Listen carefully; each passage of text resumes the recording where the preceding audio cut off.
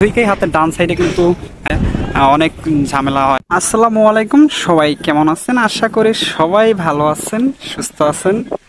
আলহামদুলিল্লাহ আমিও ভালো আছি, আপনাদের দোয়ার ভালোবাসায় আল্লাহ পাক অনেক ভালো রাখছে।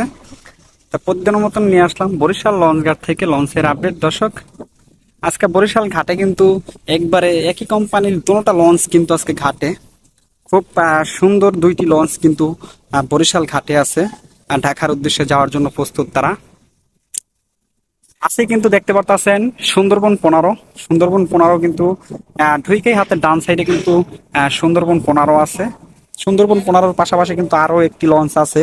আপনারা বুঝতেই পারছেন যে আরো একটি লঞ্চ কি লঞ্চ হইতে পারে। সুন্দরবন 15-র এখানে কিন্তু যে সিঁড়ি আছে অলরেডি কিন্তু তারা সিঁড়ি দুটোটা নামাইয়ে দিয়েছে।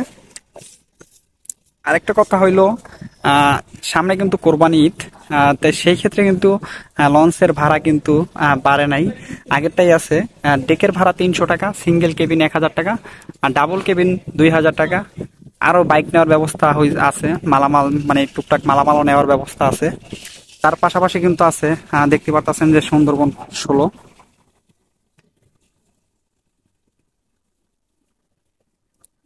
আর সুন্দরবন 15 এবং কি সুন্দরবন 16, এই দুইটি লঞ্চই বরিশাল থেকে ঢাকার উদ্দেশ্যে যাবে আজকে রাত্র 9টা বাজে।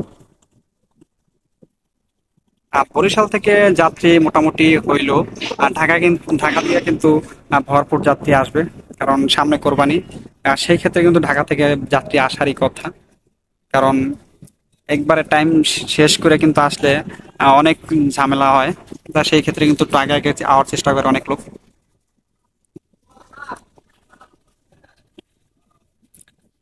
ঘাটে কিন্তু দুটা লঞ্চই খুব সুন্দর, দুইটা লঞ্চ আছে, সুন্দরবন 15 এবং কি সুন্দরবন 16। তার ওই সাইডে আছে বরিশাল থেকে ভোলার উদ্দেশ্যে যে লঞ্চগুলো যায় সেই লঞ্চ।